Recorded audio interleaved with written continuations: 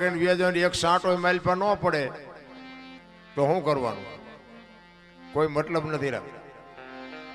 અમે તો આ બધે પ્રોગ્રામ કરવા જઈએ ને અમને એમ થાય કે આટલી બધી ભક્તિ દુનિયામાં ફાટી નીકળી છે તો બાબુ સુધારો કેમ નથી થતો? હે બધા આને ખબર બધાને છે. કથા ને સપ્તાહ ને ભજન ને ધૂન ને મંદિર ને પ્રતિષ્ઠા ને માતાજીના માંડવા ને તમે જુઓ તો એમ થાય કે આખી દુનિયામાં નકરો વેરાગ ફાટી ગયો. તો બગાડ કેમ નથી અટકતો? હું તો આટલા બધા બેઠા છું ને તમે તો બધા એજ્યુકેટર માણસો. હું તો એક ગામડાનો નાનો એવો માણસ છું, નાનો એવો ખેડૂત છું. તમે બધા ભણેલા ગણેલા હશો, રૂપિયા વાળા હશો, જે હોય તે. તમે હેઠા બેઠા છો, હું આ ઉપર છું. આ વાત એમ નામ સમજાય એવું જ નથી રામ. આના માટે સદગુરુ જોવે. આવડી મોટી કથા બેહારી છે, જીવનમાં ઉતરે નહીં તો બાપુ કોઈ મતલબ નથી. એક રામ કથા બેહાડી હોય, રામ કથા આખી દુનિયાને ખબર છે રામાયણ શું કહે છે. પણ રામાયણની વાત તો એક ની એક જ છે. શું સાંભળીને કામ હોય? અયોધ્યા નગરી દશરથ રાજા ને 4 દીકરા વનમાં ગયા. રામ ને સીતાજી ને રાવણ લઈ ગયો. રામ હનુમાન ન્યાય ગયા. રામે રાવણ ને માર્યો ને અવતાર્યા પાછા. વાત તો આવડી આજ છે કે બીજું કઈ? તો શું સાંભળ કરવાનું? બીજું કઈ કામ જ નથી. આ સાંભળવાનો મતલબ શું? આખી દુનિયા એક મોરારી બાપુ જેવા આપણા કથાકાર હોય તોય ભલે, અને એક નાનો એવો કથાકાર હોય તોય ભલે. વાત તો આવડી આ જ હોય, બીજું શું હોય? અને આ કથાઓ સાંભળવાથી આપણો ફાયદો શું? આપણને મતલબ શું? આપણા સદગુરુ મહારાજને આપણે પૂછવું તો જોવે ને કે આ બધું કરે છે, દુનિયા કરે છે, એ વાત ખોટી છે એવી આપણી વાત નથી. પણ આ કરવાનો મતલબ શું છે એ તો આપણે કંઈક પૂછવું જોવે ને. પણ રામકથા તમે બેહાડી હોય, લાખો રૂપિયાનો ખર્ચો કર્યો હોય, અને વક્તા કથા કહેતો વાત કરતો હોય કે રામ અને ભરતનો પ્રસંગ આવે, અને એ પ્રસંગ સાંભળ્યા પછી નાનો ભાઈ મોટા ભાઈનો વિખવાદ હોય, અને નાનો ભાઈ ઘરે આવીને મોટા ભાઈને જો બથ ભરી લે, સમજી લેજો કથા બેહાડી. મોટા ભાઈ અત્યાર સુધી હું તમને ન સમજી ગયો, પણ આ રામ કથા સાંભળ્યા પછી મને ખબર પડી કે ભાઈ ભાઈનો કેવો પ્રેમ હોય. મારી ભૂલ થઈ હોય તો માફ કરજો. તો સમજી લેજો કે આ કથા આપણે બેહારી. હાઉ વહુના વિખવાદ ન મટે, દેરાણી જેઠાણીના વિખવાદ ન મટે, બાપ દીકરાના વિખવાદ ન મટે, તો આ કથામાં ફાયદો કોને? આ મંડપ વાળાને, સાઉન્ડ વાળાને, કલાકારને. તમારે શું ખિસ્સા ખાલી થાય? હું તો ના પાડું છું. આહા, જો જીવનમાં ઉતરે નહીં તો આ ખોટા રૂપિયા ન બગાડો. આ મારા જેવું કોઈ ને કે અમને 2 લાખ આપે, બોલો. મને એમ થાય કે આમનો દી નથી ઉઠ્યો. 2 લાખ રૂપિયા એમનામ આવે? કોઈ નહીં મારા જેવું ચોખ્ખું નહીં કે નકર આવી રૂપિયાની આવક હોય ને કોઈ આવું ગાડું બોલે. બીજી વાર એમ કે ને કે આને ન બોલાવાય. પણ હું તો સત્ય કહું છું બાપુ. 10ની નોટ છોકરાને ન આપી શકતો હોય, અમને તમે 2 લાખ રૂપિયા આપો અને જીવનમાં તમને ન ઉતરે તો બાપુ દુનિયાનું કાંઈ વળે નહીં. કહેવાનો મારો અર્થ એ છે કે એક સપનું માણસનું સાકાર કરવા માટે આવડી મોટી જો ઝંખના હોય કે આપણે ભાગવત સપ્તાહ કરવી છે, ખરેખર ધન્યવાદને પાત્ર છો. એમાં આટલી બધી સંખ્યામાં જ્યારે મને, જોકે આ ગામમાં મારે કોઈ પરિચય નથી, પણ રણમલપુર વાળા ત્રિશાલભાઈ મને રાત્રે ફોન કર્યો કાલે. નકર આજ મારે કોઈ હિસાબે મેં કોઈ 5 લાખ આપે તો મેં કોઈ આજ જવું જ નથી ક્યાંય. કારણ કે આજ તમને જે લાગતું હોય, ખાચું ખોટું જે હોય માનો એ. બાકી આજ મારી 9મી રાત છે. 28 તારીખથી હળંગ છું, આમ 23 તારીખથી. છતાંય એક લાગણીના તાંતણે બંધાઈને ત્રિશાલભાઈ મારે એવો સંબંધ, એટલે મારા રવિભાઈ છે એની યારે મારે એવી મિત્રતા હતી, હું કાંઈ બોલી જ ન હોય. બીજા હોત તો ગોળીઓ પાત, પણ હવે આ ગોળીઓ પાય એવું હતું નહીં. મેં કહ્યું જે ભગવાન કરે મેં કહું હાલો જી આવી. એટલા માટે એમાં આ બેનું છે ને, બેનુંને તો ખાસ કહું, કારણ કે જરૂર છે ને બેનુંને જોકે સુધરેલા જ છો, બગડા. હું તમને શું સુધારું, પણ ફેશન માપે કરજો. એ બધું જોવું છું ને એટલે મને દુઃખ થાય છે. એટલે તમે સારા કપડાં પહેરો કે વાપરો છો એનું દુઃખ નથી, પણ બાબુ તમને દુનિયા સારી દ્રષ્ટિથી જોતી નથી. મારા જેવું તમને ચોખ્ખું કોઈ નહીં કહે. ફેશનની માપ રાખજો. રામાયણ છે ને, રામાયણ એક લક્ષ્મણ રેખા, તમને રામાયણનો દાખલો આપું. લક્ષ્મણ રેખા કે સીતાજી ઓળંગી ગયા અને રાવણ હરણ કરી ગયો. રામાયણ એવું કહે છે. તો તમે એવું માનો છો કે સીતાજીને શક્તિ નહોતી? રાવણની એવી તાકાત હતી કે સીતાજીને એ લઈ જઈ શકે? મિથિલા નરેશની દીકરી હતી, અગ્નિનો ગોળો હતો. મારા રામ, રાવણ માથે એની દ્રષ્ટિ પડે ને, રાવણની રાખ આ દુનિયામાં ન પડે એવી ભગવતી હતી. પણ તમને અને મને કેળો બનાવ્યો જે લક્ષ્મણ રેખા ટપી જાય એનું આ દુનિયામાં હરણ જ થાય. બાપ હોય, દીકરો હોય, માં હોય, પત્ની હોય કે વહુ હોય, લક્ષ્મણ રેખા જે ટપે એનું હરણ થાય. રાવણ ગામો ગામ છે, મરી ગયા વેમમાં ન રહેતા. હું એટલા માટે કહું, તમને ભગવાને આપ્યું ખાઓ પીવો, વાપરો, મોજ કરો, એમાં મને કોઈ તકલીફ નથી.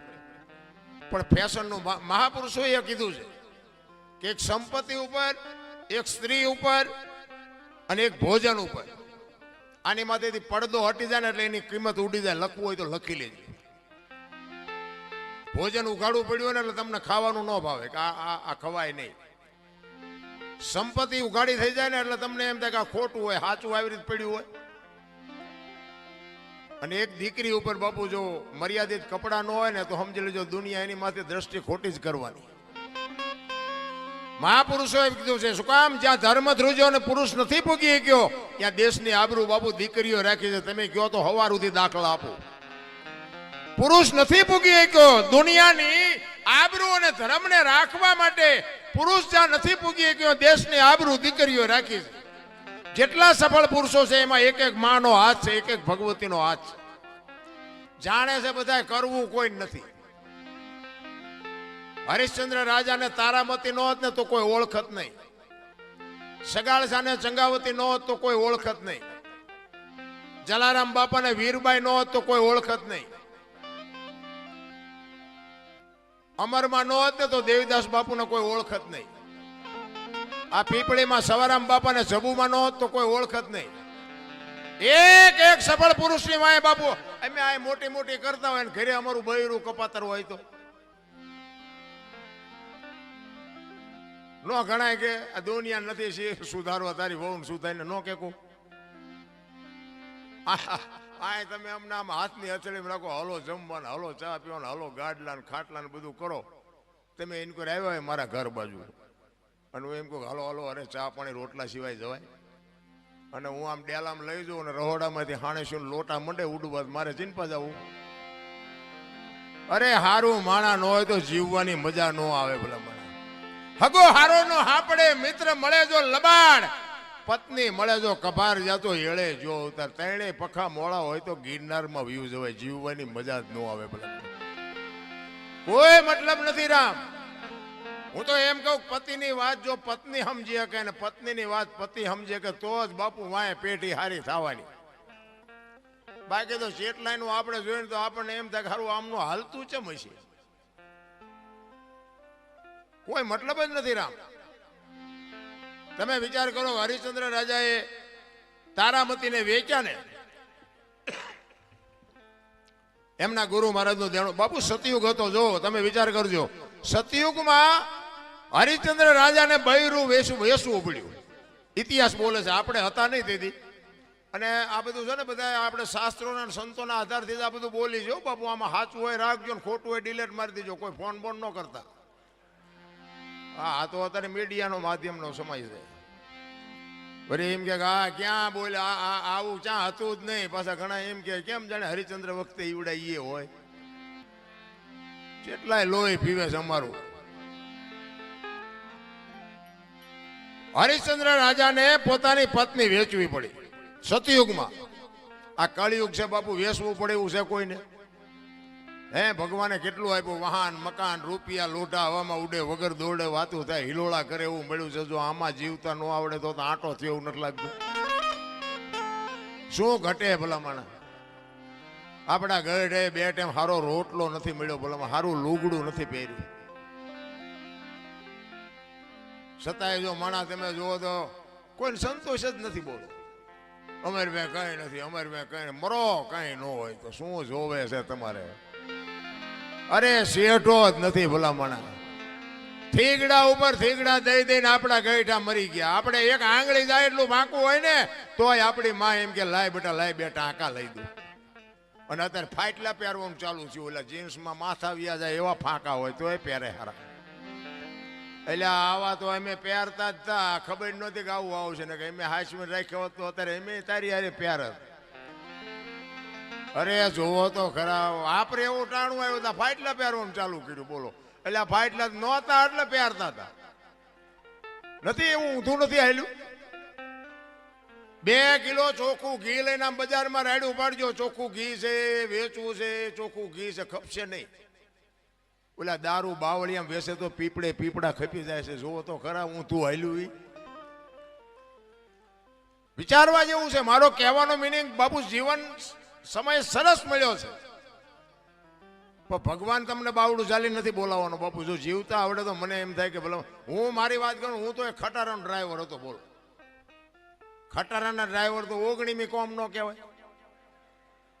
એને કોઈ પાણી પાય એના બદલે અહીંયા અમે બેઠા છીએ, તમે હેઠે બેઠા છો. આ કયો શેડો ઈડ્યો છે તમને નક્કી થાય છે? બાપુ આ વસ્તુ આખી જુદી છે ને આ સમજવા માટે સદગુરુ જોવે.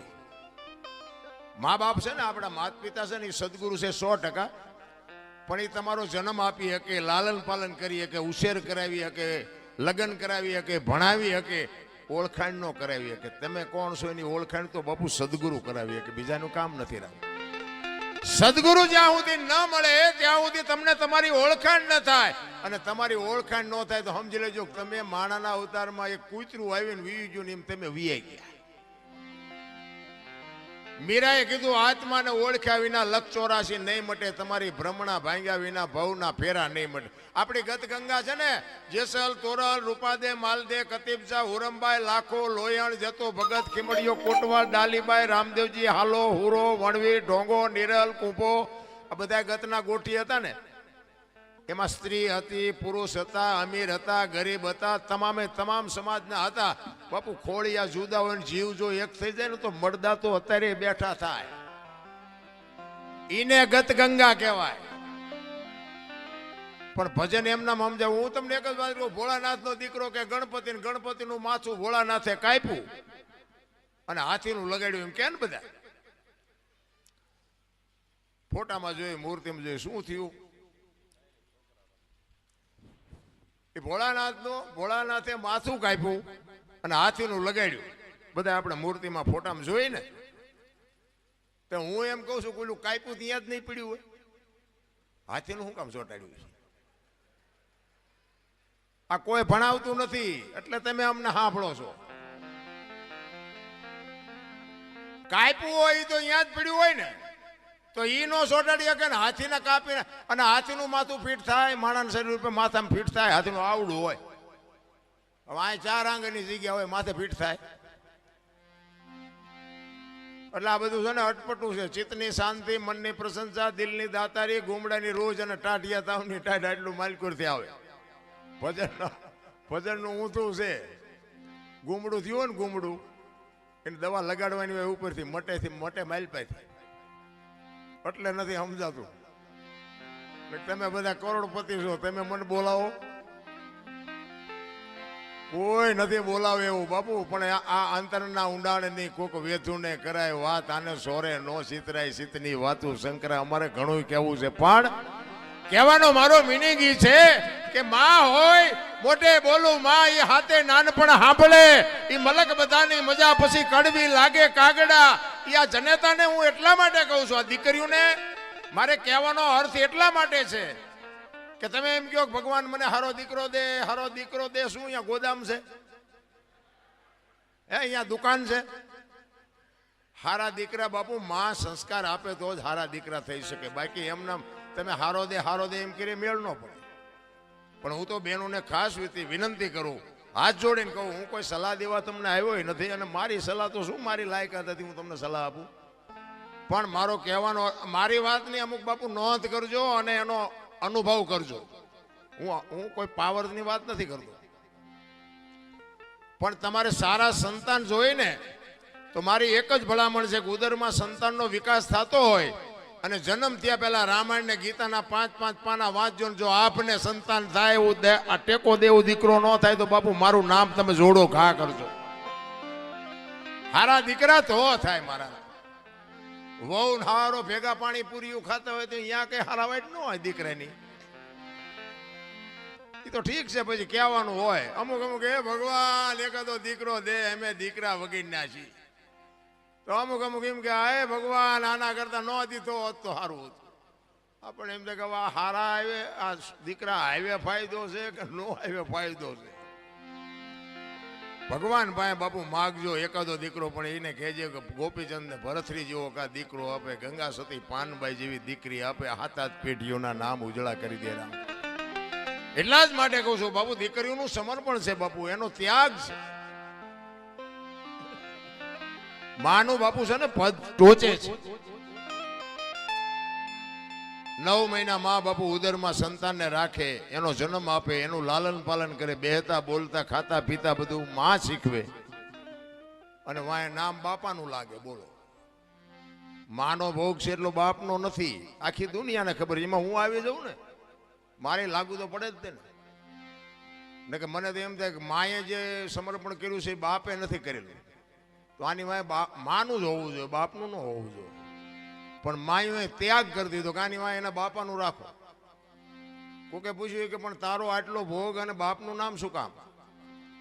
કે આ કદાચ કપાતર પાકે અને કોથળીઓ તોડીને ધૂળીમાં માથું ગાલીને પડ્યો હોય, કોક એમ કે કોનો છે, ફલાણી માનો છે, એમ કે છે મારા ખોળી આમ જીવ નહીં રે, 9 મહિના ઉદરમાં રાખ્યો, મારું કાળજું ફાટી જાય, એની વાય એના બાપાનું રાખો. આને સમર્પણ કહેવાય. અને હારા દીકરા છે ને એ માન ખબર છે કે આની વાય મારું જ રખાય. હારા દીકરાની વાય જનેતાનું છે. હનુમાનજી કોનો, અંજનીનો, કર્ણ કોનો, કુંતીનો, ભીષ્મ કોનો, ગંગાનો, શિવાજી કોનો, જીજાબાઈનો, ગાંધીજી કોનો, પુતળીબાઈનો. હારા હારા માના બગડેલા અમારા માં છે ને ઉપર બેઠી, બધે ધજા મહારાસુર પાવાગઢ ચોટીલા બધે જ્યાં જાવ ત્યાં માં ઉપર બેઠી. શું કામ? મારા સંતાનની નજર રહે એટલા માટે. બાપા બધા ભોંયરામ છે, ત્રંબકેશ્વર ને રફાળેશ્વર ને ભોંયરેશ્વર ને રિયા સલમુદા બે. માન બાપમાં ધરતીનો. હું તો એમ કહું કે જનેતા જો જીવતી હોય તો એક વાગ હાનનું ટાણું હોય અને માં બેઠી હોય, એની પાસે જઈને કોક દીક પૂછજો, માં મારો જન્મ થયો તેથી તને વેદના કેટલી હતી બાપુ? કોક દીક પૂછજો તો તમને માની વેદનાની ખબર પડે. રામ, હું કોઈ ભલામણ નથી કરતો, આવા માંડવા નાખો, મંદિર બનાવો, આ કરો તે કરો, હું કોઈને કહેતો નથી. મારો પ્રોગ્રામ ગમે ત્યાં હોય ને હું મારી એક જ હાથ જોડીને વિનંતી કે માને બાપને બાપુ જાળવજો. માન બાપ જેવા ભગવાન આ દુનિયામાં ક્યાંય કોઈ છે જ નહીં. અને તમારા મા બાપને તમે નહીં જાળવો ને તમારી પ્રજા તમને નથી જાળવવાની, નથી જાળવવાની, નથી જાળવવાની. લખવું અહીંયા લખી લેજો. તમારા માત પિતાથી તમે છો, મારા માત પિતાથી હું છું. માત પિતા તમે ચૂકી ગયા સેવામાં, એટલે સમજી લેજો કે તમે કરોડ રૂપિયાના આસામી હોય તો બેકાર ધૂળ કહેવાય. કારણ કે મને ને તમને આપણા જન્મ વખતની ખબર નથી કે માએ શું વેઠ્યું છે. એ વેદનાની જો આપણને ખબર હોય ને તો આ માવડીઓ રોટલા વગરની આટા નો મારતી. લાખો રૂપિયા કરોડો રૂપિયાના દાન આપે ને ઘરે માન બાપ જો રોટલા વગરના વરાળું કાઢતા હોય, જિંદગીમાં નો ગાડી હાલે. રામ, 40 લાખની ગાડી લઈને નીકળે, વાયલી સીટમાં જોવો કૂતરો બેઠો હોય. બોલો, લબરક લબરક કરતો. હવે આમાં માને બાપાને બેહર્યા હોય તો અરે અમને સારું જોડું નથી જડ્યો, અમારો દીકરો કેવી ગાડીમાં ફેરવે, જિંદગીમાં કાંટો ન વાગે. કાંટો રામ કરવાની જરૂર આ છે. આ તો કે તમને ન ખબર પડે, તમને એમ જ કરે. બોલો, એટલે નહોતી ખબર એટલે 100 વીઘા રાખી હતી, તું 10 વીઘાના ઉલાળિયા મીડો કરવા. અમને ખબર છે પણ જાવું ક્યાં? અરે મારા રામ, માન બાપે તો આપણા જીવન માટે દેહના કોથળા કરી નાખ્યા. કોથળા ભલામણ, મારો દીકરો, મારો દીકરો, મારો દીકરો. અરે શું માન બાપે બાપુ તમને મને સમજ. એક જનેતા પોતાના ઉદરમાં 9 મહિના રાખે, એને આમ હાલતી હોય, માસ હાલતી હોય તો બાપુ આમ ઉતાવળો પગ ન મૂકે બાપુ. પોતાના સંતાનની તકલીફ ન પડે એના માટે રહી અને આમ પગલાઓ ધીરે ધીરે ભરતી હોય. અને જન્મ આપ્યા પછી બાપુ લોહીનું દૂધ કરીને તમને મને પાતી હોય. અને આવડો મોટો ઉછેર કરતી હોય ને જો માર રોટલા વગરની આટા દે, જિંદગીમાં તમારા દાણા જોરાવો એટલે જોરાવો, જો કાંઈ તમારો મેળ પડે તો કોઈ દી નો પતે. માના ઋણમાંથી બાપુ કોઈ દી. પછી ઘણા નથી આમ ફોટા માના બાપાના ફોટા મરી જાય ને પછી ફોટા પાસે બોલા રોટલા કરી કરીને દેખાડે. અમે અમે કે ધરાવીને પછી જમવી છે. આવું ખવડાવ્યું હોત તો 2 વર્ષ જીવે એવું હતું. આ ભૂખ્યા માર્યા છે ને હવે શું ફોટાને દેખાડો છો? ભૂખ્યા માર્યા હોય ને દુનિયાને પછી દેખાવ કરે. આમ થાળીઓમાં રોટલા ને શાક ને દાળ ને ભાત ને મૂકીને પછી આમ ફોટા પાસે મૂકે. એમે પેલા ધરાવી, પેલા ધરાવવાનું હતું તાર ધરાવ્યા નહીં. નથી કોકની શમશાન યાત્રા નીકળી હોય તો એમ ભાળી જાય ને કે શમશાન યાત્રા હાલો હાલો ટેકો દે. આ ટેકા ન દીધા એમાં જ મર્યા છે. હવે હું ટેકા દેવા હોય? ટેકા હાટું બજારા લબડી રહ્યા હતા. નથી હોય જીવતા તારે હોતું નથી. એટલે માણા વખાણ મર્યા પછી જ કરે છે કે માણા બહુ સારો હતો પણ જીવવા દીધો જ નથી. એને હજી જીવવું હતું. માર્યો છે ભૂંડી હાલે તો પછી વખાણ કરે બધા. અરે બાપુ ભાઈ નો હું તો 18 વણ માંગુ બધા ભેગા રહીને મોજ કરો. જીવન કાલ ખૂટી રહે કાંઈ વાતમાં છે નહીં. માણસ જન્મે ને 2-2.5 કિલોનો હોય, 60-80-100 વર્ષ જીવન મરી જાય ને શમશાનમાં લઈને હળગાવી નાખો અને રખ્યા ભેળી કરીને જોખો એટલે 2-2.5 કિલો થાય. વાતમાં કાંઈ છે નહીં. વચ્ચે ઠેકડા મારવાનું છે બધું. બધું માં તૈયાર ન કરી રાખે. આપણો જન્મ થયા પહેલા જનેતા ઉદરમાં સંતાન હોય અને તરત જ બધી માં તૈયારી કરી રાખે. ખોયા અને ગોદડા અને ઘોડિયા ને આ ને બધું માં તૈયાર જ રાખે કે મને ભગવાન કઈક આપશે. એના માટે બધી માએ તૈયારી કરી રાખી હોય. અને 60-100 વર્ષ જીવન પછી જવાનું ટાઈમ થાય તારે બધું તૈયાર જ હોય. લાકડા તૈયાર હોય, ઉપાડનારા હોય, ગોઠવનારા હોય, દિવાળી મૂકનારા હોય, ઘોંકા મારનારા હોય. તા પહેલી શૈલી 2 તૈયારી છે વટલી નહીં કરી રાખી હોય.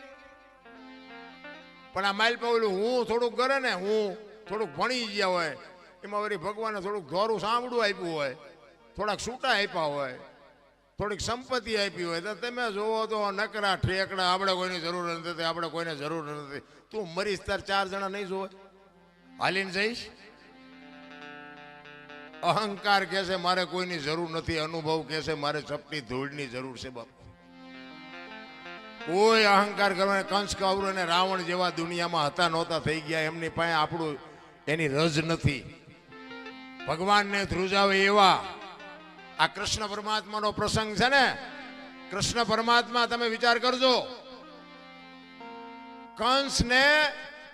કંસને તમને એક વાત કરું કે એના બેન દેવકીજી અને વસુદેવ મહારાજ હતા ને. કંસે પાપ બહુ કર્યું હતું, ખોટું બહુ કર્યું હતું, પણ એના બેન બનાવીને બહુ પ્રેમ કરતો હતો. દેવકી માને અને વસુદેવ મહારાજને પ્રેમ બહુ કરતો કંસ. એટલે એકવાર આમ રથમાં બેહાડી અને બેનને બનાવીને રથમાં બેહાડી અને આમ બગીચામાં ફરતા હતા. એમાં આકાશવાણી થઈ. એના કર્મનો બાપુ ઘડો ભરાવા આવ્યો ને એટલે આકાશવાણી થઈ કે કંસ તું આટલો બધો તારી બેન બનાવીને પ્રેમ કરસ ને, પણ તારી બેનનું 8મું સંતાન જ તારું મોતનું કારણ બનશે. હવે મને કાલ મારી નાખવાના છે એમ કે એટલે તો પછી બાપુ ફડકા વધી જાય. પછી ઓલો પ્રેમ બધું વયું ગયું. બેન ના બનાવીનો પ્રેમ વયું ગયો. એ કે મને મારી નાખે તો બેન ને બનાવીને શું કરવા? આવો પ્રેમ રાખીને શું કામ? દુનિયા સ્વાર્થી તો છે 100%. એ પછી જેલમાં પૂરા ના કર્યું તે કર્યું જે કર્યું હોય. હવે એને વિચાર એવો થયો એ કે મને 8મું સંતાન મારવાનું છે ને, એટલે 7 સંતાન થાય ત્યાં સુધી આપણે કઈ ચિંતા નથી. એટલે એ કે 7 સંતાનને આપણે કાંઈ કરવું નથી. 8મું સંતાન થાય ને ત્યારે એને આપણે જીવવા દેવું નથી. હવે આને આવો વિચાર આવ્યો અને કૃષ્ણ પરમાત્મા વિચાર કરે કે હારો આ જો 8 મારે ને તો જ મોતનો ઘડા એનો ભરાય એવું છે ને. આને હારો વિચાર આવ્યો. આ હાથ નો મારે તો મારી આકાશવાણી ખોટી પડે અને ઘડો પૂરો ભરાય નહીં. અને ભરાણા પહેલા હું મારું તો મારો અન્યાય કહેવાય. હારો આને વિચાર હારો કેમ આવ્યો? આ જો 8 ને મારી નાખે તો જ એનો ઘડો સંપૂર્ણ ભરાય ને તો જ હું એને મારી શકું. મારી આકાશવાણી એને મેં એ કરીશ. ભગવાન મૂંઝાણા કે હવે શું કરવું? એમાં નારદજી આવ્યા કે શું પ્રભુ ચિંતા કરો છો? એ કે ભાઈ મેં આકાશવાણી કરી છે આવી અને 8 મારે ને તો એનો ઘોડો ભરાય એવું છે ને એને વિચાર સારો આવ્યો કે હાથને મારે શું કામ મારવા જોઈએ. તો નારદજી કે પણ તમારું કહેવાનું શું થાય છે? એ કે ઈ હાથને જો મારે ને તો મેળ, પણ મૂળ તો તમારે મરવવા જ છે ને. તમારે ન ખોટું કરવું હોય પણ દુનિયા તમને ખોટું કરાવે. મૂળ તો એ કે મરવી જ નાખવા છે ને, એ તો હું મરવી નાખી, તમે શું કામ મૂંઝાવશો? એ કે એ નારદજી આવ્યા ને તો કંસ આખી સભા ભરીને બેઠો હતો.